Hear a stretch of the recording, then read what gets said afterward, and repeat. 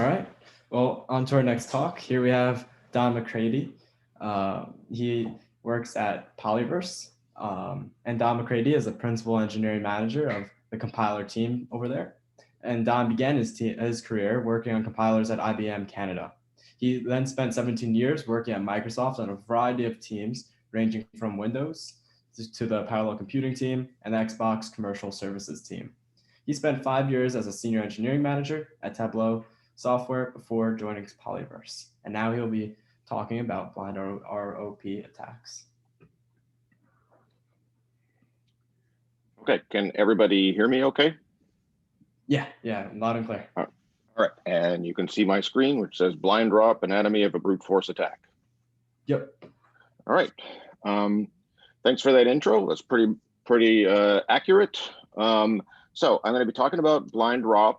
ROP, of course, is return-oriented programming, and blind is a way to do that without foreknowledge. Since I've already gotten an introduction for me, I will just move on. I work at a small startup called Polyverse, which has been around since 2015. I've been there for about 1.5 years.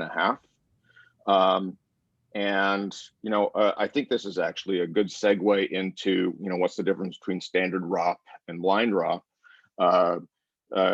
Standard ROP, it relies on the fact that there is everybody that's running the same version of Linux out there is running the exact same bits of Linux. And what I really mean by that is if you do a binary diff of somebody else's version of CentOS 7.9 and your copy of CentOS 7.9, it'll be identical.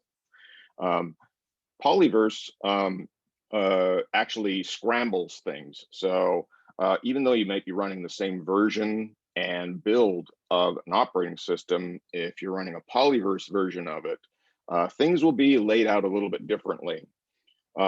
So if you recall, a standard ROP attack is going to go something like this.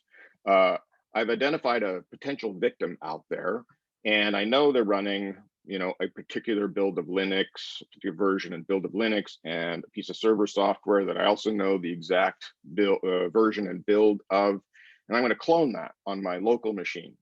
And I'm going to carefully construct my ROP payload to reuse gadgets that are known to be in the address space of the thing that I'm attacking. So if there's a useful gadget at address 1234 on my machine, it's reasonable to assume that it might be at address 1234 on the victim's machine too. So once I've carefully found out all the locations of my gadgets, I have high confidence that when I can successfully attack my own system, I can run it against the actual victim system and it'll work. BlindROP is a little bit different. BlindROP, you don't know ahead of time where things are located in the victim's binary. So this was all introduced back in 2009 in this really good paper called Hacking Blind. And I have a slide at the end of this deck, which has links, and this is the first link on that slide.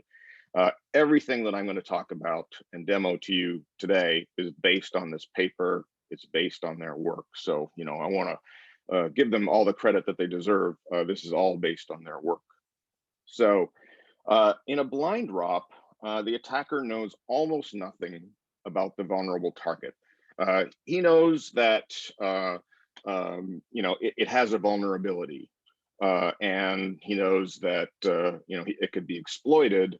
And you can also use open source inspection to make good educated guesses about where things are, and that could speed things up. But in general, you don't really need to know much about the vulnerable target.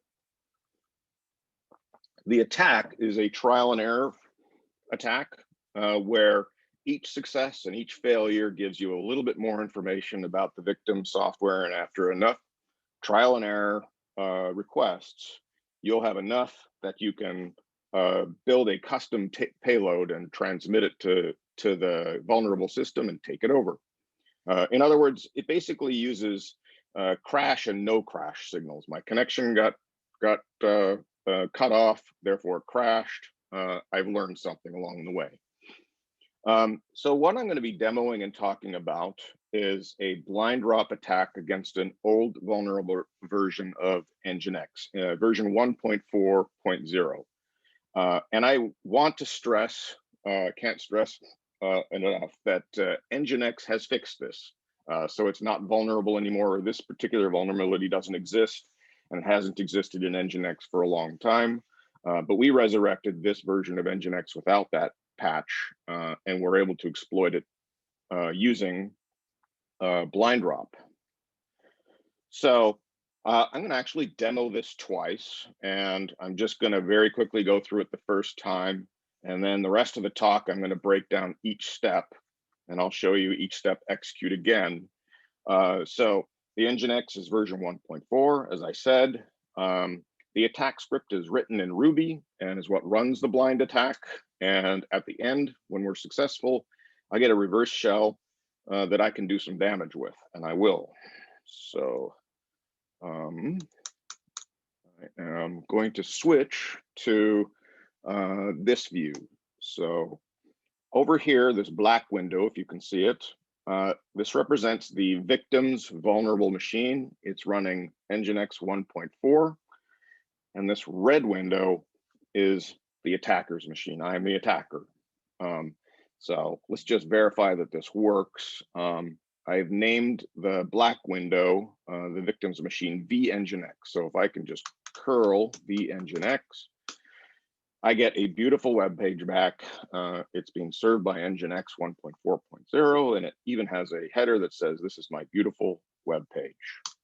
So now let me start a blind attack against the Nginx. All right, so first I'm going to verify that it's vulnerable. I'm just going to blast an overflow of like 5,000 characters, and if it crashes, then I know I'm able to overflow the stack. So you can see that over here, it crashed. So now I'm going to continue. I don't necessarily know the overflow length, but I'm going to try overflows of various lengths until I get a crash. So I found that I can overflow with a length of 4,112, and that's what the crash is.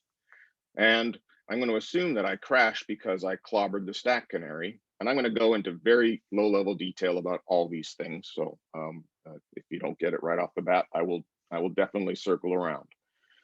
And so we're going to do that by reading 1 byte at a time. Now I've got 4 bytes of the canary. I'm on the 5th, the 6th, the 7th.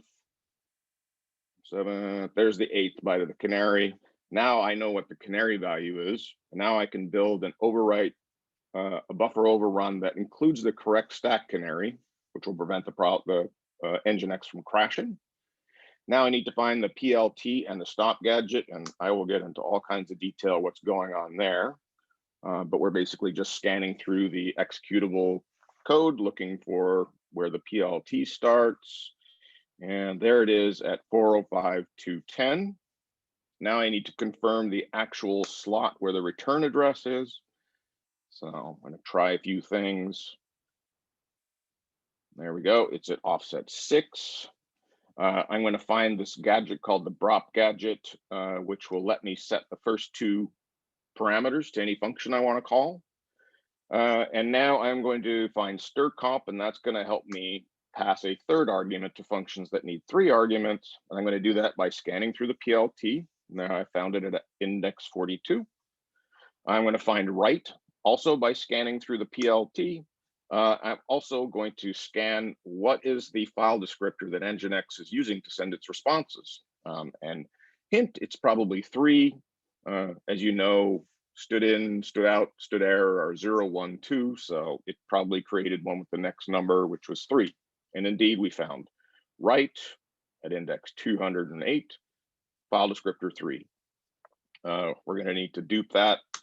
Now that we can dupe and write, I can actually write the binary from the victim's machine to my machine. So now I have the binary in memory locally, and I can parse through all the well-known ELF structures, and I can find everything else I need to build the attack. So read, usleep, execve, dupe2, and a writable location, because I'm going to write some data into Nginx's memory space. And now I have enough to do the final ROP attack and get a reverse shell. So this has been successful. It is pwned. I can cat, etc. password, the canonical the way to tell you that I'm on the victim's machine here. I can even cd to the HTML directory and cat index HTML. So there's my beautiful web page, and wouldn't it be a shame if some bad guy came along and said, you've been pwned to index.html. Exit. So now I'm out of my reverse shell, and the next person that comes along and curl and gets your web page is going to find that your web page has been defaced. So that is a successful attack against Nginx. So now let's talk in more detail about how this works. So the first step was to find the overflow length. Actually, let me go back and start this again. And I'm going to put some space in here. So we're basically going to start, just for demo purposes, I started at somewhere in the 3,000 range, and I'm going to find the overflow length at 4,112. I'm going to use the term blindish at several points during this talk. This is one of those points where you can be less totally blind, more blindish. The source code is available for Nginx, and if you know there's a buffer overrun vulnerability and where it is, you can go, hey, I can see that this buffer is 4,096 bytes long, and that might have been a good initial guess. It'll get you the answer you want quicker. It's just an optimization. But you'll notice that after we have overrun the buffer and crashed, it's because we've overwritten the stack canary, and that's what this stack smashing detected error is. This is from the C runtime. So now we're going to find the canary. Let me go back to my slide deck. So now we found the overflow length, and now we know the location of the stack canary. So first of all, what is a stack canary? So if you think about this is your stack, your buffer and local variables. Immediately after that, the compiler places a stack canary, which is a random value. In the prologue to this function, this canary value will be set to the known canary value. At the epilogue of this function, it will check to see whether the value in this canary slot is still what it should be. And if it's not, it'll assume you've had a buffer overrun. Either you have a bug or you're being attacked, like in this case. So if you overrun past this buffer and local variables, you will necessarily overrun and overwrite the canary as well. So if you clobber the canary, your program is going to fail. So we need to figure out what the canary is. So our procedure is we're going to overwrite 1 byte past the end of the buffer into this slot that I've denoted as S, and I'm going to try the value 0. I'm not going to overwrite the remaining 7 bytes of the canary. I'm going to leave them unclobbered. I'm only going to overwrite S, and I'm going to try 0. And if it crashes, I'm going to try 1. I'm going to try 2, 3, 4, 5, all the way up to 255 until I find something that doesn't crash. So let's see what that looks like. As luck would have it, the first byte of a stack canary is by design always 0. So we're always going to get the first one on the first try. So yay us. So now we know the first byte of the canary at 0. I'm going to move on to the next slot, the next byte, which I denoted by T. And I'm going to put 0 in there. Well, that wasn't the right guess. So I'm going to guess 1. And that wasn't the right guess. I'm going to guess 2. That wasn't. And 3 and 4 and so on and so forth until I hit F5 in my example here. And that was the correct guess. No crash. And I got to do the same for U. I move on to U over here. I try 0, 1, 2, 3, up to 255 until I guess the correct value. Keep doing that for the rest of the canary. And now you know the canary. As I said, The first byte is always 0. That's by design. So you only have to guess 7 on average. You know, half the values are above 128 and half the values are below 128. So you have to guess 7 of them. So 7 times 128 is on average about 900 attempts before you guess the right canary. So now I know the canary value. And let me run that there. So, you know, we're just going to go byte by byte until we figure out the right values for each byte of the canary. And then we're just going to re-verify, try the whole overflow again with the correct canary, no crash, we move on. And now we need to find the PLT and the stop gadget. So what is the PLT? I have a link at the end, and I'll make sure that I provide the slides to you guys. I have a link at the end, but basically it is the procedure linkage table. And you know, when your program calls printf, well, printf is in libc, which is a shared object that gets loaded in at load time. Your program doesn't know ahead of time where printf is in memory. So what it does is, in all the calls to printf in your program don't go directly to libc. They go to a section in your code called the PLT, which is a vector of jump trampolines that jump to the actual address that the loader has put in a memory slot that takes you to printf. So you call to printf in your PLT and it jumps to printf in glibc. Here's an example of what a PLT looks like, or at least a snippet of it. So, you know, here's printf down here. So when you see a call to printf in your program, it's actually a call to 405.260. And the first thing it does is jump to this indirect address, which the loader will set up for you, and it'll contain the address of printf in libc. And I'm not going to go over what the rest of this this does. I encourage you to go see the link that I provide, or you know, do a good Google search. But this thing is, there's an array of these things, and it's pretty easy to identify these things too.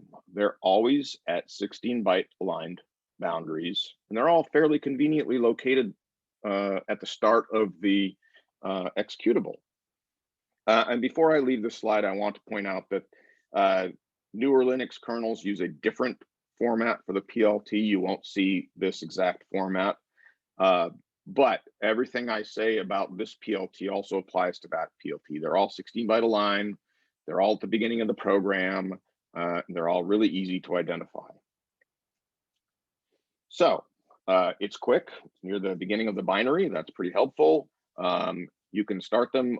They always start on a 16-byte boundary, so you don't have to look 1 byte at a time. You can look 16 bytes at a time. And they're all 16 bytes long. The important thing about what's in the PLT is, let me go back to my example. Most of these wrap system calls.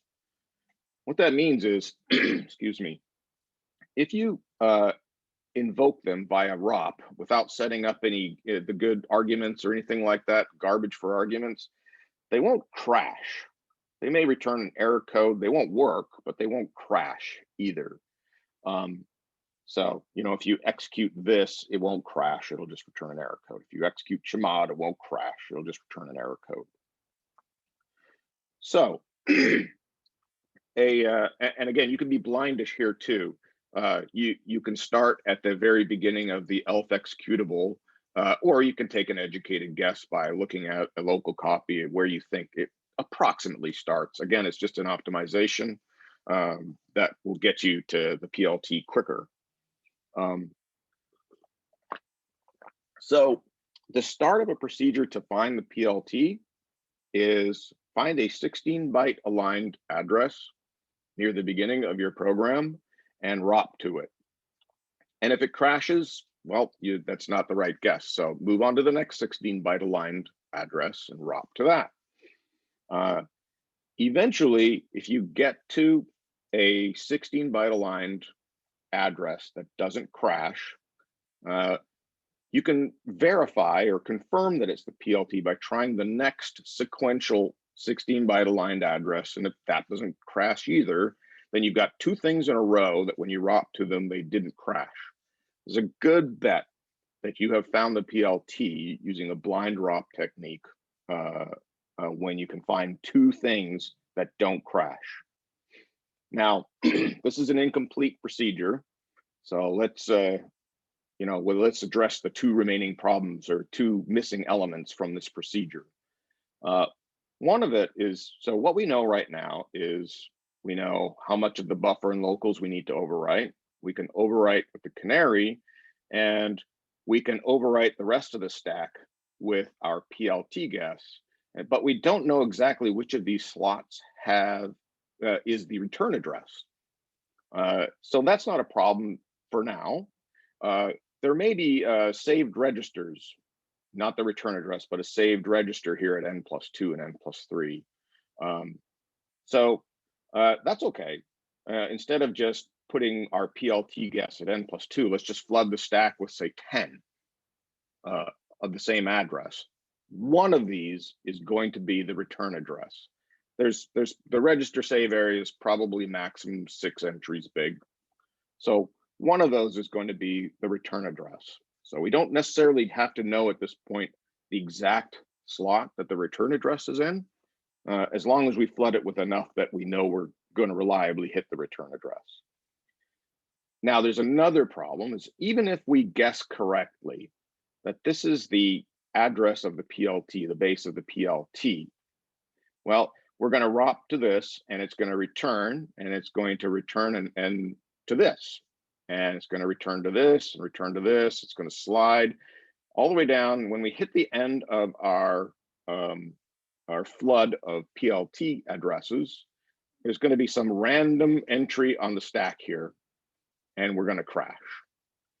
So the procedure here, the full procedure here is to try our 16-byte aligned addresses, and also try flooding various depths to various depths in order to form what's called a stop gadget. Now, a stop gadget is a ROP chain that we know, when it's well formed, will not crash the program. Remember, we're using no crash signals to learn about what's going on. So, we need to engineer a gadget so that it doesn't always crash. So the way we do that is, well, Nginx is a server, and it has this pattern like all servers do. At the beginning, at the bottom of its thread is a request loop. So it's just an infinite loop. Wait for a request, handle the request, go back, wait for another request, handle that request, ad infinitum. And I want to note that this is not actually Nginx's event loop, but it's the exact same pattern. So what we want to do is engineer a ROP chain that has a PLT slide, and assuming it's the correct address of the PLT, we will slide all the way down to the depth. And when we slide off the end of our PLT slide, we land in the request loop and don't crash. So that's what this phase of the attack is doing, is trying sequential 16-byte aligned addresses with various depths to flood the stack with that address attempt. And we find that at address 210, we found two subsequent entries that didn't crash. And we found that if we flood that entry up to 40, it will land us back in the request loop, and we have our stop gadget 2. So here's where we are. So we are flooding our PLT guesses immediately after the canary, but as I said, we don't know which one of these is exactly where the return address is. So how do we find that? Well, let's try n+2, which is the slot immediately after the canary. I'm going to write a value there that is known. If you execute that value, it's going to crash. I wrote a little bomb there. It's best to think of it as a landmine, and if you step on that landmine, it will blow up.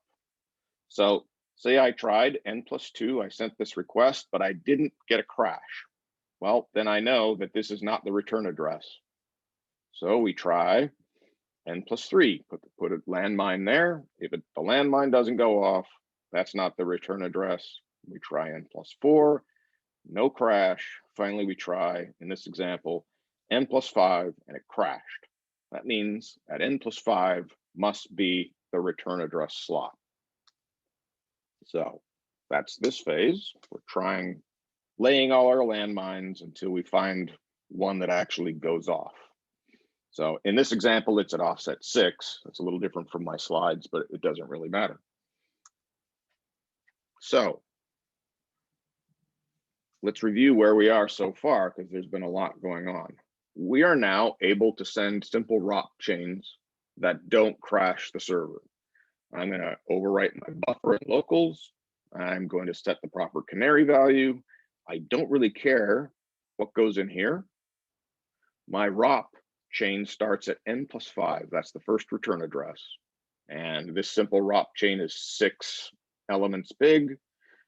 When we run off the end of our ROP chain, we slide into our PLT slide all the way down to the request loop, no crash.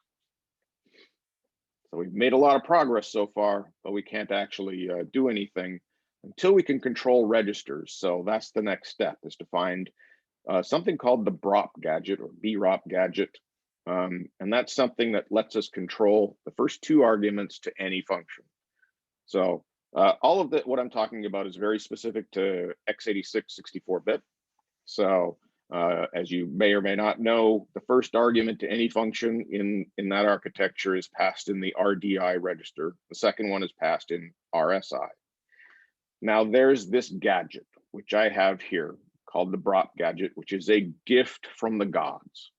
It is available in pretty much every ELF binary for x86 64. Any program of any appreciable size is going to have this gadget, because what this is the epilogue to a function that uses all the non-volatile registers. So at the top of the function, if it's going to use any of these registers, it needs to save them. There's going to be pushes.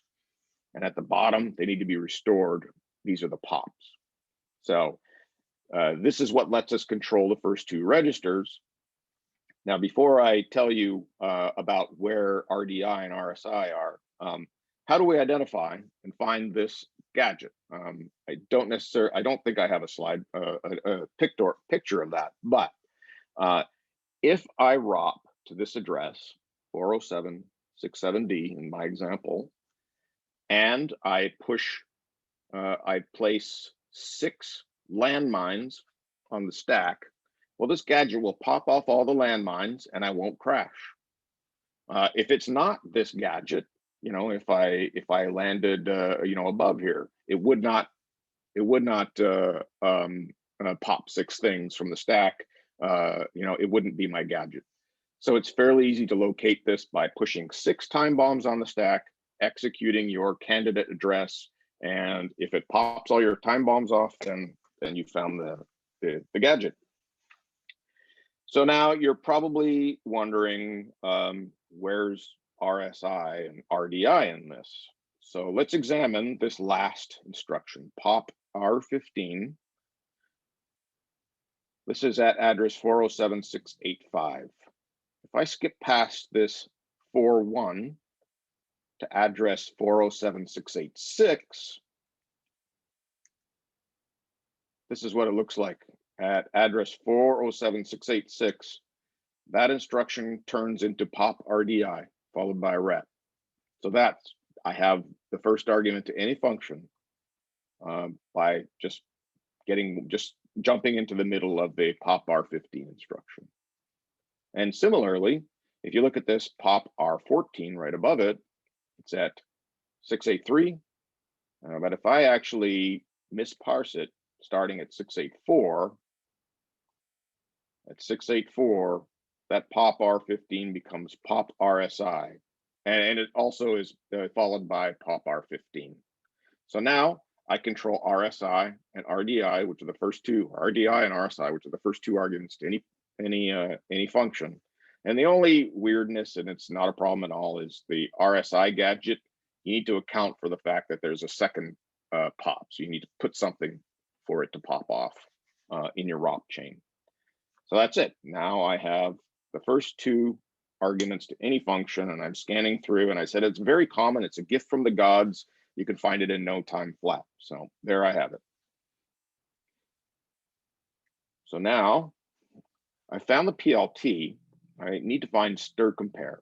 So, I mean, I should back up. What I really need to find is something to control the third argument to any function on x86-64, which is in the RDX register. Now, the problem is RDX is a volatile register. It's a scratch register. You are never going to find a push RDX or a pop RDX. There's just no reason to ever save this and restore it on the stack because it's a scratch register. But some person way cleverer than me found that the stir compare function uses RDX as a scratch register and just leaves a value in RDX that is known to be non-zero. I believe it's actually the length of the second argument. And the point is, all we care about is that it's a non-zero value. So we're going to use stir compare to sort of control the third argument to any function that requires a third argument. Usually those are lengths. So again, as long as it's a non-zero length, then that's probably good enough for us. So how do you find stir compare? Well, you scan through each PLT trampoline stub and you call, whatever address this is, and you pass. Now that we control the first two arguments, we can pass two good addresses or one or both as bad addresses. If you pass two good addresses, it won't crash. And if you do any of the other combinations, you'll crash. So a good candidate for the good address is hex 400,000, which is the start of an ELF binary.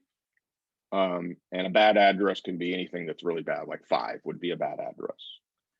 So I'm going to scan through the PLT. I'm running each of those 4 tests on each entry that I find. I found stir compare at index 42. So now I control 3 arguments. I can call functions that take 3 arguments. So now I need to find right.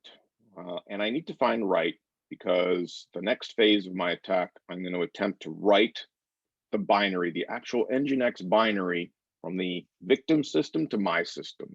And then I can inspect it at my leisure and find out even more information just by parsing the ELF file. So I need to find right. We need to scan through the PLT to find it. And I also need to find out what file descriptor Nginx is using internally to send its responses. And here's another blindish optimization you can make. It's probably 3. As you know, 0, 1, and 2, standard in, standard out, standard error. If you ask for another file descriptor, it'll get the next one. It's probably going to be 3, but we will make a good faith guess. We'll try values from 3 to 10. You could try values from 3 to 50.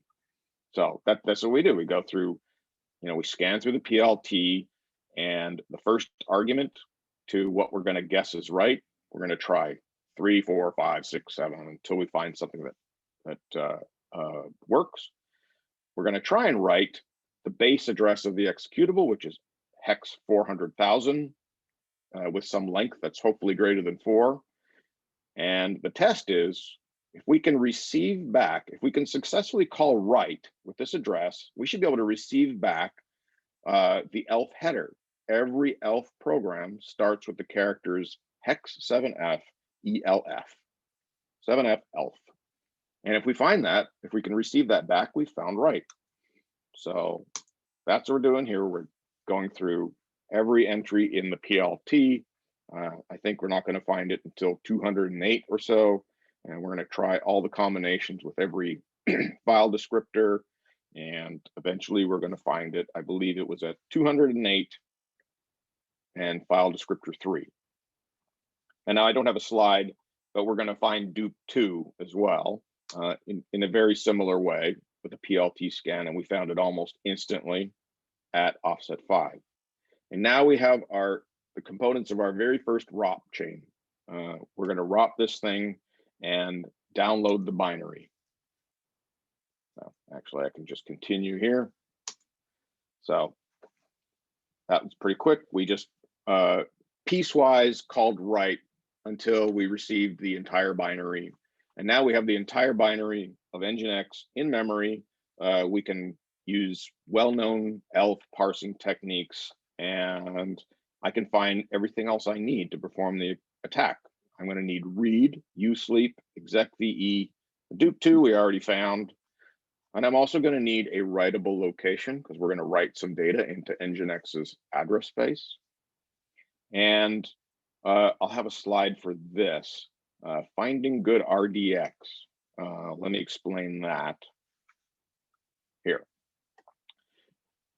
We're going to try and execute a reverse shell, and this is our shell /bin/sh with a null terminator. That is 8 bytes long. So remember, we're using strcomp to sort of control RDX. We need to find an address such that when we call strcomp on it, it leaves RDX set to a value that's at least 8. So we can scan through addresses in our code segment and call strcomp on that candidate address. We're going to write the contents of that address and try to receive it back in my Ruby program.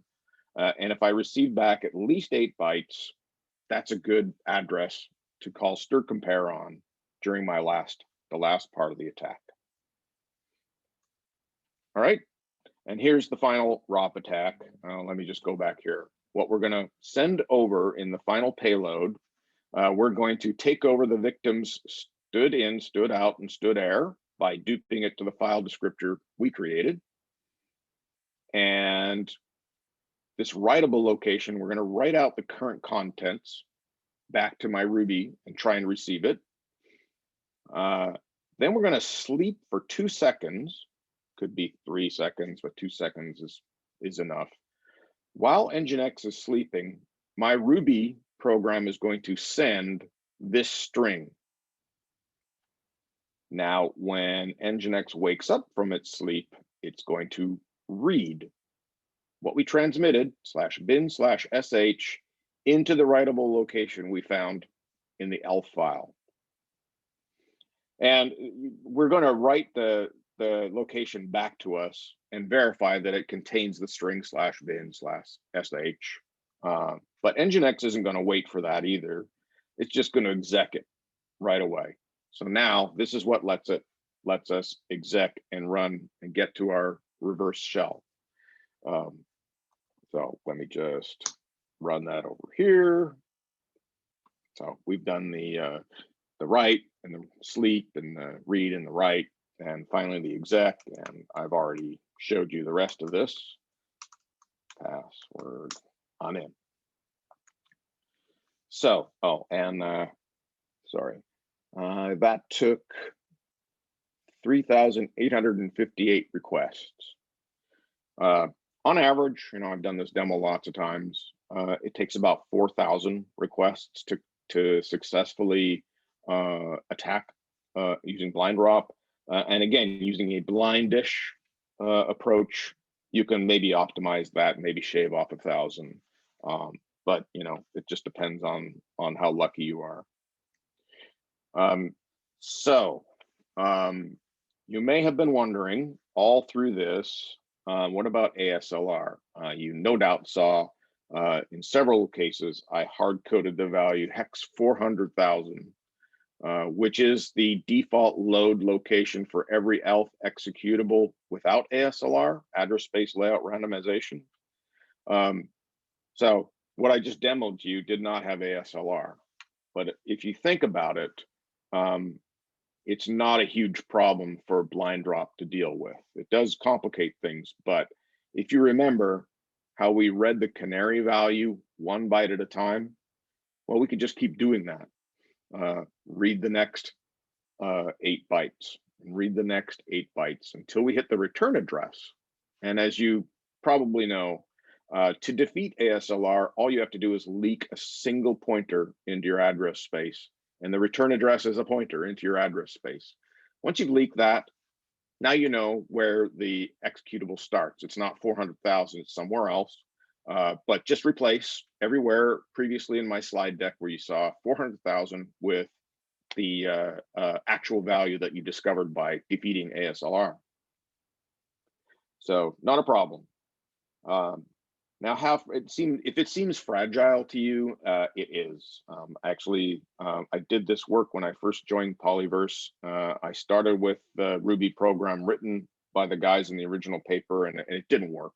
And it took me weeks to get it to work again.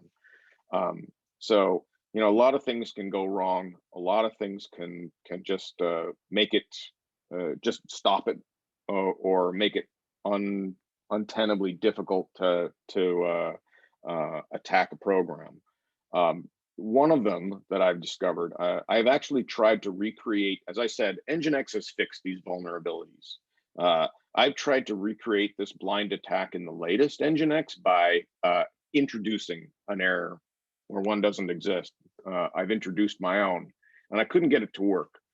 And the reason I couldn't get it to work is because I'm clobbering the non-volatile register save area. So if you think about that, I'm clobbering, let's just say R14. So when we do our PLT slide down into our request loop, if that request loop is going to access R15 or R14, I think I said, and it's been clobbered or not restored properly, it's not going to work. It's going to crash. Now I don't have a stop gadget. I'm dead in the water. So I've had that issue. The PLT can contain landmines. So we're scanning through the PLT one entry at a time. Well, what if I land on something that blocks, doesn't let me make any further progress? Now I've hung Nginx, I'm dead. And as you've seen, there's a lot of stuff I showed you, like that BROP gadget that's very x86 64 specific.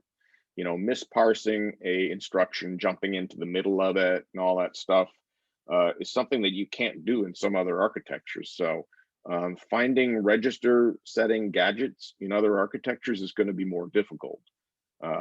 It's almost certainly not impossible. It probably can be done blind, but you know, I don't know exactly how I would do that. And then this is pretty scary. So you might wonder, how can we defeat a blind ROP attack? Well, Intel's latest chips have something called CET, control flow enforcement technology. And one of the big components of that technology is a shadow stack. So without a shadow stack, your return address is stored on the main stack, which you can overwrite and control it, which I've been doing in this attack. A shadow stack stores the return address in a separate stack. So you can overwrite the main stack, but the CPU will take as the source of truth the return address that's in the shadow stack. And I think there's some setting that if they don't match, it will crash, or it could just take the shadow stack as the source of truth and keep running, you know, whatever. I don't think it matters, but it prevents this kind of, actually it stops all forms of return-oriented program by using a shadow stack. You can also make it more difficult. In this demo, I have demoed one instance of Nginx with one worker process. But if you had Nginx behind a load balancer, such that I was bouncing between machines, well, what I learned from about one machine is not going to be valid on the next machine. If you think the canary value, across machines, the processes are going to have different canary values. And I'm not going to be able to guess the canary value if you're load balancing me among many instances. I'm also doing just request after request after request after request, and this could very easily set off a throttling procedure on a well administered server. It could start doing exponential backoffs and make this take so long that it's now untenable, or it could just cut me off and say, you've done 1,000 requests, that's enough for you. Lots of ways throttling can ruin this. And as you can probably guess, it is not a stealthy attack at all. All these crashes are going to show up in logs. They're going to potentially send alerts to administrators, something bad is happening. So an administrator can, well, moving down to the next last bullet here, 4,000 requests. If it takes 4,000 requests at 2 seconds per request, that's 2 hours. So that's time enough for a human to get involved and say, hey, we're under attack. Let's take steps. Let's shut off, the attacker's IP address, or bring the server down, or something, some emergency procedure to shut it off in the middle. That can be automated too. So, there's the lack of stealth. Like you can cover your tracks. So one thing you can do is include in your final ROP chain a call to ftruncate64 on the log file, and I'll just truncate your log file, so then you've removed all trace of what's happening. But it's still going to take you 4,000 requests, and there's still plenty of opportunity for your attack to be stopped in the middle before it can complete. And so these are the links. So the first one is by far the most important. That's as I said, all kudos and imagination and brilliance goes to these folks and this paper. I have also written up exactly what I've just presented to you in a blog post that's hosted on Polyverse's blog, and a white paper which goes into the same level, maybe even a little more detail as what I've gone over with you in this talk too. So if you want to follow up on this, I highly recommend these two resources. And finally, I talked a lot about the PLT, and I tried to give a brief overview on what it is, but everything I learned about the PLT, I learned from starting with this example. So I recommend, if you're interested, you can go to that example or that link, and it's a good explanation of what a PLT is and does. And that is it. I'm open for Q&A. All righty, let me pull up the Q&A. That was a great talk, Don. Thank you for that. Thank you. So right now it doesn't look like we have any questions, but I'll start us off. So what are some implications of this paper? What are some future improvements or future explorations you plan on taking with this? Yeah, so I mentioned Intel CET and the shadow stack. We actually have a software shadow stack that we have that protects Nginx in particular. So you can do it in software. As hardware, obviously, it's going to be a bit slower, and you're going to take a bit of a perf hit if you do it in software. But if you're subject to a blind attack, then it helps. And we also have some other technologies. We actually, as you heard, the PLT plays a huge role in this attack. So we actually also have a technology that hardens the PLT and makes it more difficult to use entries in the PLT as gadgets. So that's another line of defense.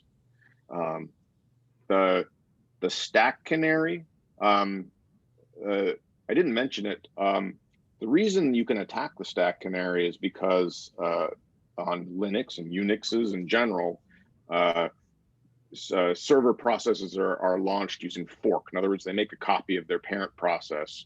If we crash the child process, it just forks off a new copy, and it keeps the same canary value across processes, across child processes. So if you can randomize the canary across child processes, that's another way to harden the canary by quite a bit. Then you can't guess the canary value, and you get stopped like almost at the beginning of this attack. So those are three ways that you can subvert this attack, and we've actually written all three of the ways that I've just described. Gotcha. Okay. Yeah. Thank you. Thank you. Right now, you must